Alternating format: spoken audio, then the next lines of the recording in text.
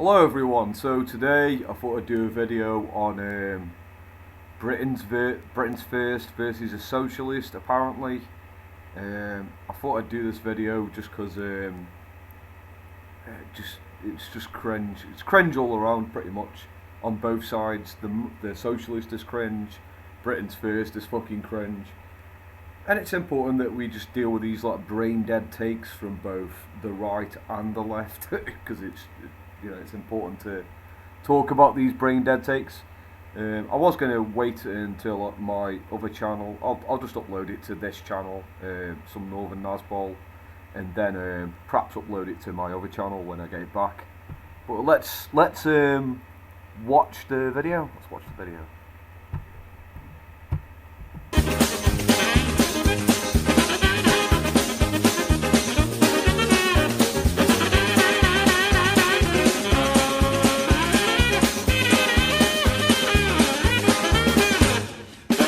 What is this? Socialist Party? Yes. Socialist Party? Fuck off. Oh. Oh well. Britain first, isn't it? Britain first. Britain first. You're a racist party. How are we racist? You're racist. How are you racist? How am I racist? Look at your propaganda, look at your material. He's half Jamaican. He's half Jamaican. Yeah, so he's racist. What about you? You got a white man calling a mixed race Britain first patriot racist. I a said racist. Britain first is a racist party. How are we racist? I'm part of it. How are we racist? You don't know what racist means. That's the only word you can throw is racist. One word you've got for Britain first is racist. Who you've got? Can I just ask you a question? What is racist? Do you know everyone who disagrees with you, do you call them racist? Go away. To shut them up? Britain's first Is that how you win arguments? Britain first is a racist party. Answer the question. How are we racist? Answer the question. How are we racist? How? I could go through a whole list Go on of you then. propaganda. Go on then. Go on then. Why are you racist? Go on then. Go on then. I tell you what, I want to talk to ordinary people. You can't, can you? One word you've got is racist. Explain it. Explain how we're racist. I'm not interested in having a dialogue with a bunch of racists. How are we racist? You're more of a racist than us. You know, people like you, fascists, don't tolerate political opponent. Yeah, you're a fascist. Right, it's clearly not a fascist, right? Oh god. Right, it's cringe all around. She's like, oh, you're a racist. Well, admittedly, Britain's first. You're a racist. Don't fuck around. Well, I'm a racist. You're a racist. If you're a nationalist, it fits that fucking description. You can't really call a socialist a fascist. It's not the same thing, man. It's really not. It makes you look stupid when you call a socialist a fascist. It's not the same thing. It really isn't. If I could, let's talk about what. Okay, so what is fascism, right? Fascism is ultra-nationalism, right? Ultra-nationalism, class cooperation. So that's a cooperation between the working class, the upper class, and the middle class. Cooperation and a spiritual rebirth, and heavily focused on ethnicity, race, or religion. That's fascism, okay? And the way that the government is set up is in a strict hierarchical state, usually in the form of a dictatorship that's totalitarian, right? That's what fascism is, okay? Normal socialism that this man represents is just democratic socialism. That's what he advocates for. He's not a fascist, you know.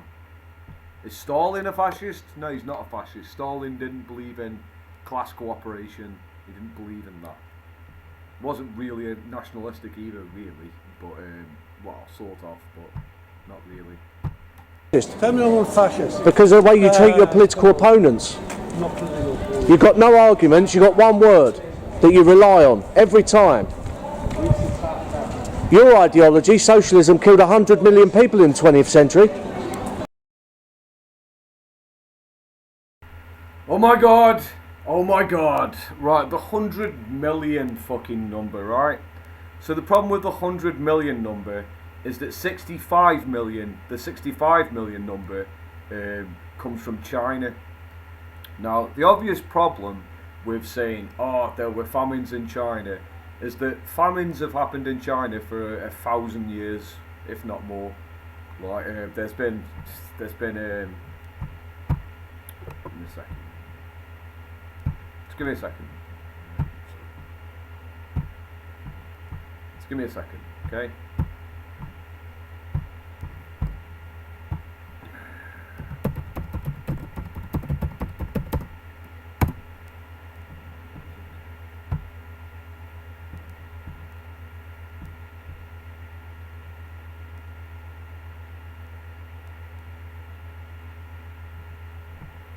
Alright, okay, so let's have a look at famines in China, okay? If we look at famines in China throughout forever, alright, so we got 875 to 884, there's no estimation of how many dead. Famine in China, there's no numbers. This is over the span of 39 years, over 39 years, it's unknown. There's a 45 million decrease, so that's about 45 million people dead. 1850 to 1873, 10 to 30 million dead. This is before communism, by the way. Same again. There's 9 to 13 million, you know. Give me a second, looking up something.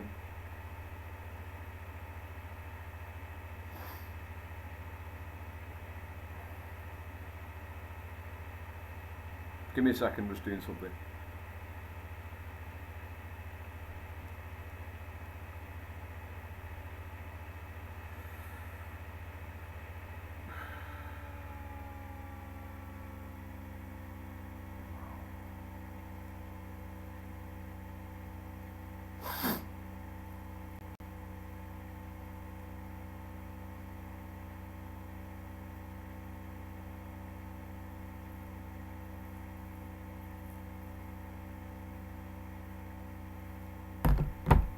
So, you know, we've got,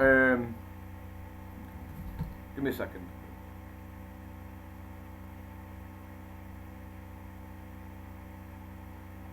Okay, so we've got, what, 13 million died in the Great Northern China famine in the span of 3 years, you know. We've got the Great Jing famine, that's 25 million, that's 1907.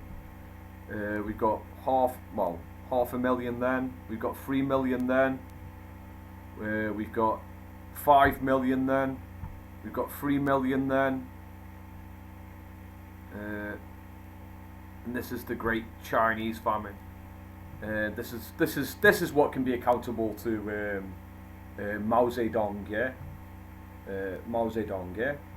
Now there's also a problem with talking about Mao Zedong. Like Mao Zedong, in regards to the figures, it's an estimate. There's no real reliable amount, reliable data to determine how many people died. But the important thing to remember is that before Mao Zedong, there were many famines. It was quite regular. It's a regular occurrence in China. It was a regular occurrence to have famines of massive proportion that people would die. Like, you know 1907, look, 1907, 25 million people died. That's 1 year. In 1 year, 25 million people died. You know, it's 3 years, 13 million. You know, in 23 years, over 13 million people died. 45 million people died in that year. This was not because of socialism, because socialism didn't exist in those nations back then, you know. So famine. So it's unfair. It's unfair to attribute the famines to socialism when famines were common practice in China, a common occurrence in China up until Mao Zedong. It's also important to remember that once Mao Zedong had actually restructured the fucking economy, yeah, changed the country, they transformed China from being a shithole into becoming a global superpower, pretty much. They set the foundation for China to become a global superpower. Now, I'm obviously not going to claim that the majority of China's success is because of socialism, because it's clearly the case that China is state capitalist now. It's not a socialist state at all. So any success of China right now can be attributed to capitalism. But you can't really claim that the famines in China are a result of communism. It's not a result of communism. There were famines all the time in China. It just happens all the time, you know. There's lots of different causes and lots of different reasons for why those famines happened. And if we look at other countries like the Soviet Union, a lot of the data in regards to how many people died is dodgy as fuck. It comes from the big black book of communism, which is deliberately exaggerated, and literally, by the way, includes people who stubbed their fucking toe, I shit you not, as a victim of communism. It includes people who were sent to the Gulag for being rapists. They're a victim of communism. Murderers, victim of communism. Paedophiles are victims of communism, apparently. Gays are victims of communism. So a lot of people were killed, and even if they were gay, paedophile, rapists, murderers, thieves, they're counted as a victim of communism. So yeah. It's also important to remember that a lot of people have died as a result of capitalism, to be fair. Like, how many people die because of capitalism in America? Well, how many people die because of poor healthcare, or starvation, or wars in the Middle East, and things like that, you know what I mean? Happens all the time. So this 100 million number is bollocks, to be fair. It's incredibly exaggerated, and it's important to remember that the majority of the deaths are in relation to countries that are third world countries at that point in history. Like pre-Bolshevik Revolution, Russia was a third world country. China definitely was a third world country. It still is to a large degree. And Vietnam, Cambodia, the African communist countries, these were all countries that were third world. So when you sort of attribute socialism or communism for the deaths, when in reality it's famines that were regular place anyway, and it's pretty shit, to be fair. And considering that we have a lot of capitalist countries that exist right now in Africa, and they are capitalist countries, they have a lot of famines and hunger and starvation all the time. So you have to compare like for like. You can't compare China to England at that point in history, or China to America, when China was a third world country before it had socialism. Like, before it had socialism, like if we were comparing America, which is clearly a first world country, they don't deal with famines or anything like that. They've had the Industrial Revolution, etc., etc. They don't really have famines. And if you compare China as a country that's been consistently dealing with famines basically every decade, and then you say, you've got socialism now and you've still got famines. It's like, well, yeah, of course they've still got famines. Like, famines occur in China all the time. Famines occur in Vietnam all the time. Famines occur in Russia all the time. However, it's clearly the case that Stalin, once he got over the famines and got over the bullshit, he propelled Russia and the Soviet Union into a state that was far superior than the position that it was in previously, before it had socialism. Before it had socialism, it lived in a highly primitive society where they didn't even have mechanization or industrialization, and could barely feed and clothe its own people, and had famines all the time. So yeah, I don't like to. I think it's completely unfair to compare a highly developed nation like England or America to a nation that's been dealing with famines forever, where the majority of the population are peasants, and they're a third world country, and then as soon as when they get socialism there, it's magically gonna fucking solve all the problems. And it's also bollocks to say that as soon as when a third world nation has capitalism, all their problems are magically fixed. We have many capitalist African countries and third world countries all over the world that are fucking terrible, and they clearly don't. It doesn't propel them into into immense fucking success. Now, a good example of this would be comparing North Korea to South Korea. Like North Korea, for a very long time, for about 50 years, or so, was actually doing better than South Korea. It's only since the 1980s or 1990s, ever since the Soviet Union fell, that South Korea has been materially better off than North Korea. You can argue the case that North Korea is only just recovering after the collapse of the Soviet Union. The reality is that North Korea, for example, as for the majority of its existence as a nation state, as a sovereign state, North Korea, it relied heavily on the Soviet Union for its, security, food production, resources, etc. And it relied heavily on those trade relations. That's why it was very successful, and it beat South Korea by every metric. As soon as when the Soviet Union fell, it was sent into a position where it was heavily reliant on itself. Then it was sanctioned by the entire planet. It's also important to remember that North Korea currently has the worst restrictions on the planet, even in regards to its trading partners. Like the majority of its business it does with China, and it still deals with heavy restrictions from China. Like China puts heavy restrictions on North Korea. They don't have favourable trade relations with any country on the planet whatsoever. There's not a single country on the planet that has favourable trade relations with North Korea.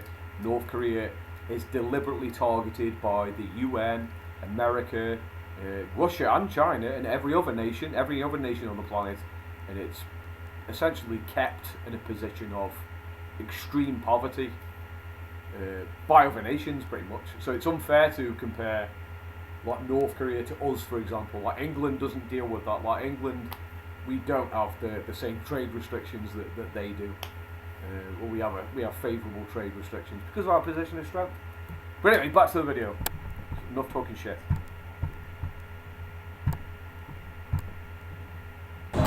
You've got more blood on your hands, sir. What has socialism done for South Wales over the last 100 years? Huh? I'll speak to everyone in South Wales. I'm from England. I'll speak to everyone. There's no jobs.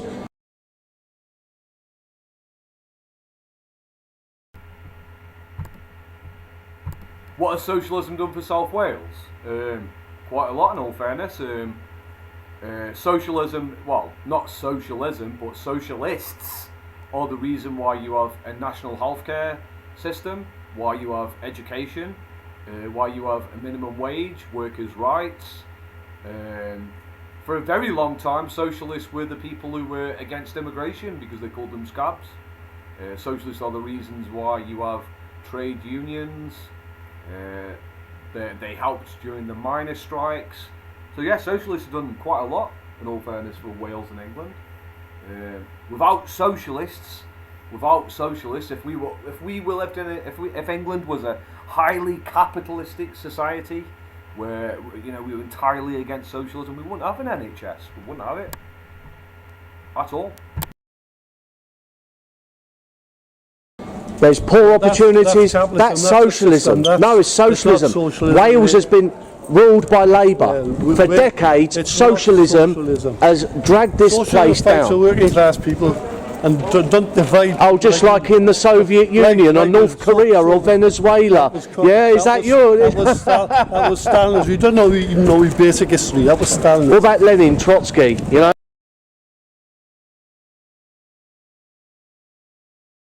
Right, admittedly, the old man's made a shit take. Stalin was a socialist. So, to quickly go over it again, what does socialism mean? Socialism means common ownership of the means of production, distribution and exchange. Stalin was a socialist. Capitalism is private ownership of the means of production. That's what that is.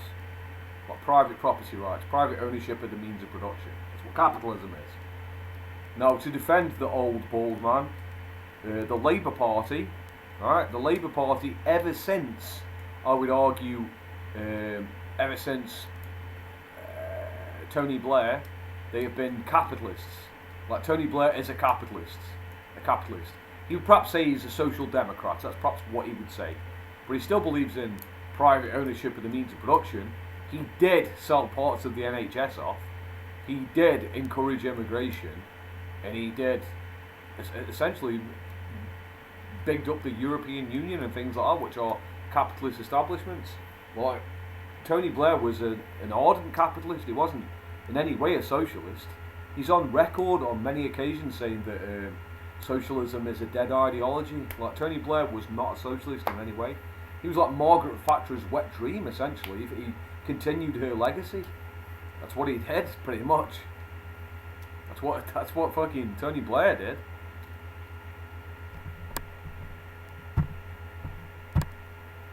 No. And also, we haven't really had socialism in England. We've had socialist policies put in place. We've had like the NHS. We've had the NHS. I think we can all agree that's a very good thing. Healthcare provided at the point of service has been very good for English people. It's been very good for us. It's a really good thing to have. I wouldn't say that our welfare system is socialist in any way, because it doesn't really get people into work. The minimum wage, that's been good for English people. The fact that English people have got a minimum wage where they'll be paid a minimum level for their work. I think it's a good thing that all English people, or if they have a job, they're guaranteed a set income, £8 whatever it is an hour. That's really good. That's good that we have that in place. It's a good thing. So thank you, socialists who were in power. But we've never really had socialism, because we've always had private ownership of the means of production within the country, and we are dominated by capitalists in our society. We've never had socialism. We've had socialist parties in power, but they've never put socialism in place. To have socialism in place, it would mean the complete abolishment of private ownership of the means of production. It'd be all collectively owned. That would be socialism. We've never had socialism entirely. We've had socialist policies put in place, and to be fair, a lot of them have been really good. Really, really good. Thank you, socialists, for those policies. They're really good. In fact, some of them, it's perhaps not known, but socialists were, for a very, like I've said, for a very, very, very long time, they were against immigration. They were against multiculturalism. They were against the European Union. That's what they were like in England, It's only up until Tony Blair that these socialists became very liberal in nature. Before Tony Blair, the socialist leaders of the past in England were highly on board with reducing immigration, making sure that we don't have vast numbers of immigration. You'll struggle to find a socialist leader who's in favour of immigration or selling our assets to abroad. I think you will find that it was actually capitalists who were the ones who wanted to, they wanted to sell off British Gas, sell off BT, sell off BP, sell off all of these natural resources to foreigners, open up the markets. That's what Margaret Thatcher wanted to do, is free the market, allow the foreigners to buy our stuff. It was the capitalists who did that, not the fucking socialists. They were the people who did that. She wanted us to join a European Union. Margaret Thatcher did. Margaret Thatcher wanted, Margaret Thatcher had a lot of immigration. So, don't give me this shit that socialists did all the bad things. It wasn't, Socialism. Well, socialism. Jeremy Corbyn, Tony Blair, all these other people. Yeah. How can you put Unbelievable. Tony Blair? Listen, why do you pretend that the 20th century never happened? Why do you pretend that the 20th century never happened? Socialism's failed 100% of the time it's been tried. Every single time, in every country, in every brand, in every format, it's failed. It's depends what you mean by fail, isn't it? Really, it's like. It depends what you mean by the goal. What goals have you got? Like, I'd argue that the Soviet Union survived for a bit. ultimately it did fail. I don't deny that. It did collapse in the end. Like, the Soviet Union did collapse. Of course it fucking did. But while it existed, it achieved quite a lot. The Soviet Union did for the normal working class person in Russia, in the Soviet Union. They, like I've said, they went from living in a society that was a third world nation, pretty much. Like, under the Tsar, if you were a working, if you were a peasant, because the majority of people in the Soviet Union in Russia were not even working class. They weren't working class people. They were peasants. 87% of the country were peasants in Russia before the Bolshevik Revolution. The majority of people were illiterate. Their children didn't have access to education. They would sleep with the animals that they worked with. They lived in sheds. There was no mechanisation. There was very little industrialisation, and the majority of the country was incredibly poor. They lived a backward existence before the Bolshevik Revolution. And when Lenin and Stalin took control, they did a lot of good for these people. Now, it's not to the same standards as England, of course not. It's not to the same standards of England or America. Of course it fucking isn't. But it's certainly better. It's certainly better. Finally being allowed to have an education and having accommodation, living in a house free of charge, and guaranteed work, and they did improve the material conditions of the majority of people in the country in a very short space of time. 10 or 15 years they propelled it forward, and eventually they went to space and became a superpower. They secured Russia's permanent position of being a superpower forever. Russia will always be a superpower. China will always be a superpower because of socialism. Can't be argued with. And it's also the case that you can make it's also the case, I'm gonna make the argument that capitalism did the same. Like the Industrial Revolution in England, capitalism did improve the material conditions of the majority of people in England. If we look at our material conditions right now, we're doing better than we lived under feudalism. However, it took a very, very, very long time for the majority of working class people in England for their material conditions to improve. Ever since like the 1700s or 1800s, the majority of people, even if they were working class, they lived in shitty conditions, didn't have an education, and it took a very, very long time for the majority of people for their material conditions to improve. But it was certainly better than feudalism, of course. But comparing like for like is a bit silly, to be fair. Like England and America, they've had like a 200-year head start, pretty much. Whereas Russia, like the Soviet Union, within the space of like 30 or 40 years, they did improve the material conditions of the majority of people pretty well. It's not the same standards as us, like I said, but it's still better than what they were living under the Tsar. Very fucking terrible conditions, to be fair.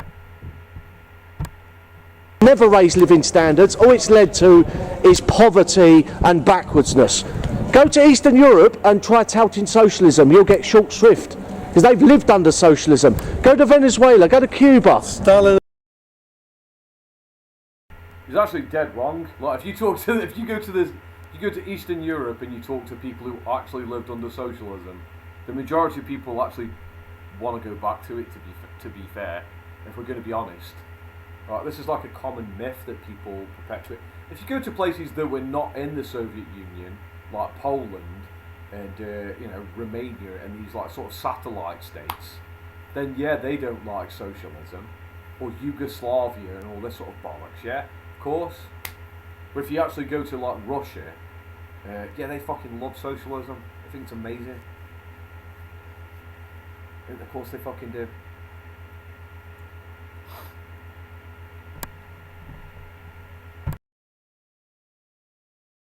Yeah. So you don't even know your basic history. Mate, I don't know my basic history. You're leapfrogging over the entire 20th century. The entire 20th century of socialism failed all over the country. That was Stalinism, there's a difference. Oh my good God. Yes, and try read up. Alright, tell me a socialist country that worked. Tell me a socialist country that worked in the 20th century. Soviet Union went to space, improved the living conditions of the majority of people, dealt with famine so they never existed again, secured the material conditions and material existence.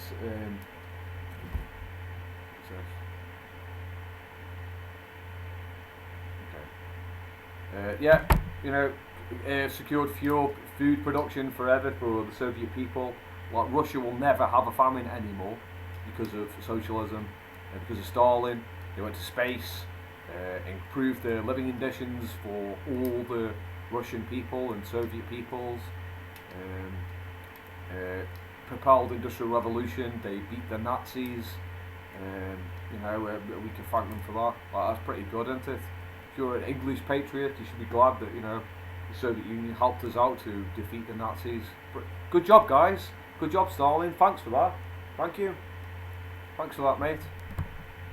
Nice one for helping us beat the Nazis. Good job. Go for it. Go on, I'm all ears. It's not a socialist country as work because it's not genuine socialism. And we are fighting for democratic. So answer me. Answer me. So socialism has been tried like 1,000. Admittedly, democratic socialism is fucking gay and retarded. That's what this old man advocates for. It's fucking stupid. That's fucking retarded. I don't believe in democratic socialism. That's fucking gay. 1,000 times in 1,000 countries, but no, because it's not your socialism, it hasn't worked. It's not my socialism. It's not your I'm socialism. You're a joke. You're an idiot. Go and pick up a history book about socialism. Killed 100 million people. They led to poverty across the world. It didn't lead to 100 million people dying. Like I said, 65 million people died in China. China was always dealing with famines for 1,000 fucking years. Yeah? It's unfair to attribute that to socialism. Right? In Russia, all the numbers are exaggerated, okay? If you can find the sources for these estimates, by the way, it's all bollocks. It's all fucking bollocks. When you actually get to the raw, actual, how many people died in the famines in third world countries that you would expect people to die, yeah? It's a few million, 5 million, 10 million, perhaps, yeah? But, yeah, once they got over that, which they necessarily needed to, right, it improved the material conditions of those people. Vietnam improved. Fucking Soviet Union improved. They went to fucking space. Yeah, they went to space, got nukes, never had a famine ever again. Their living standards improved. People actually lived in a fucking house instead of sleeping with pigs and shit all day. Yeah, China's the same. China hasn't had a famine since Mao Zedong took control and actually fucking sorted it out. Sorry, I know people don't like this. I'm supposed to shut up. Whatever. Racism. What's fascism got to do with anything? I mean nationalism. Nationalism, yes.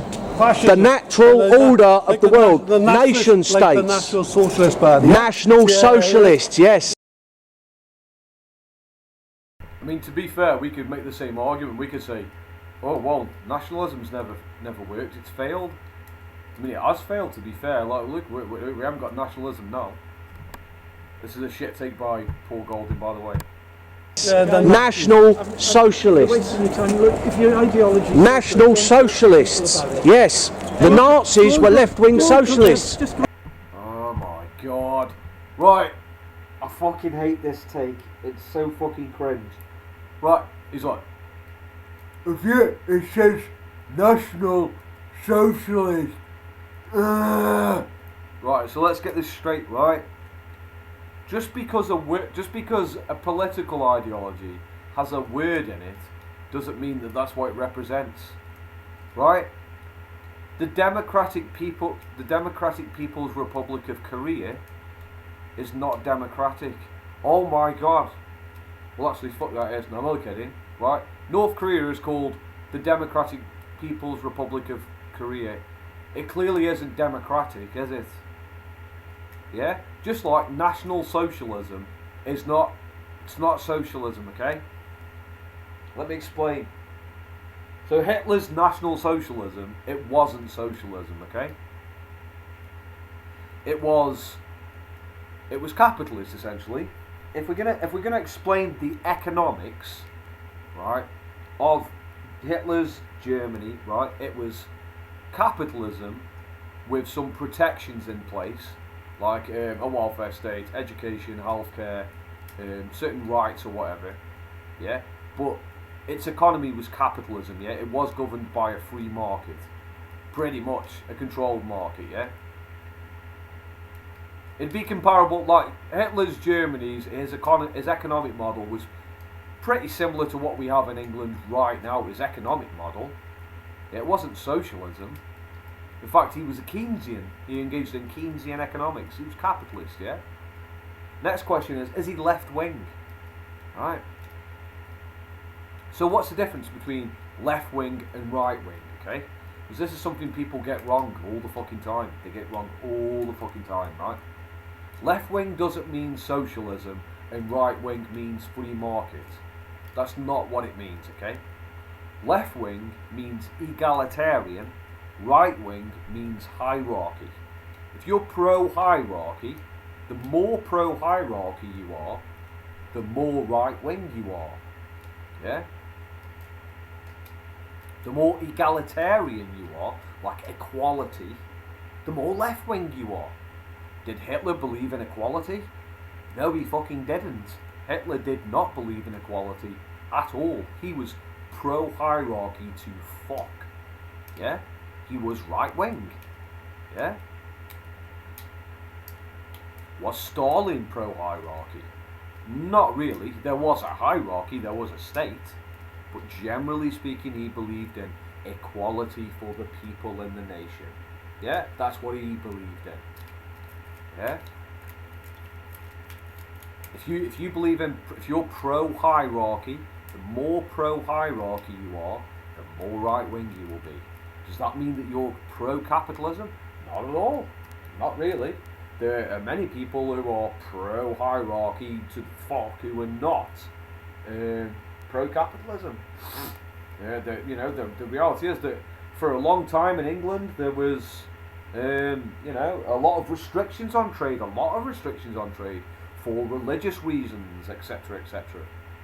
So they weren't pro-market, they were restricted market, but they were pro-hierarchy. That's why they were right-wing.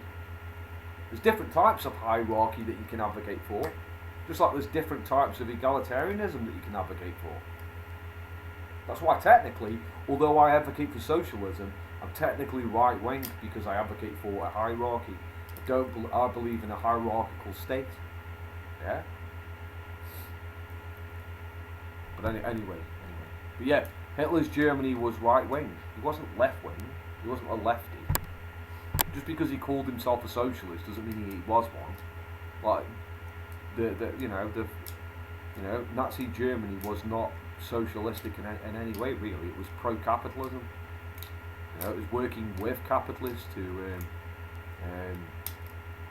They just prioritised their nation above the economy, pretty much. But it was still more capitalist than it was socialist.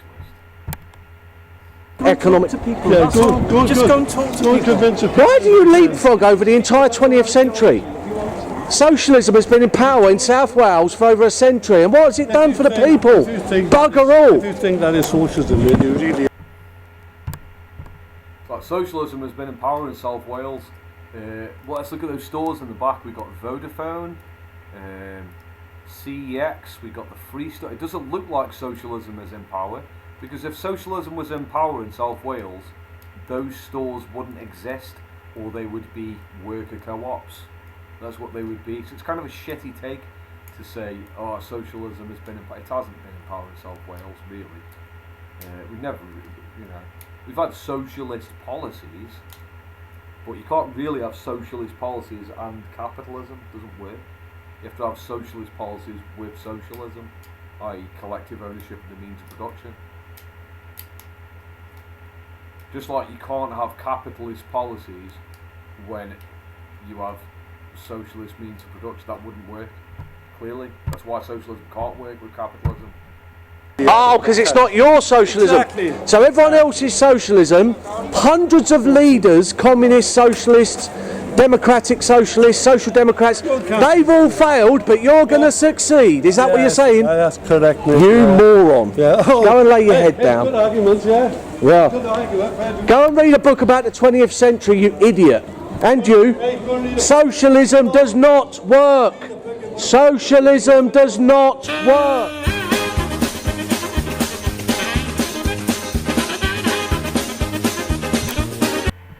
So that was pretty shit, to be fair. That's why I can't really support Britain's First, because they are fucking idiots. This is the problem with Britain's First. They're fucking morons, if I'm going to be honest. They don't understand economics. They don't understand politics. And because I've sort of been sympathetic to socialism for a bit, they're going to think that I'm against nationalism now. And the problem is that they're so retarded that they think that you can have nationalism and capitalism. They perhaps think that socialists are the ones bringing the immigrants in, when it fucking isn't. It's the capitalists bringing the immigrants in. Tony Blair was a capitalist. Yeah, he was a capitalist. Did support the free market. Did want us to be in a common market, the European Union. Yeah, was funded by capitalists. Is a capitalist right now. A lot of all the capitalists are in favour of open borders.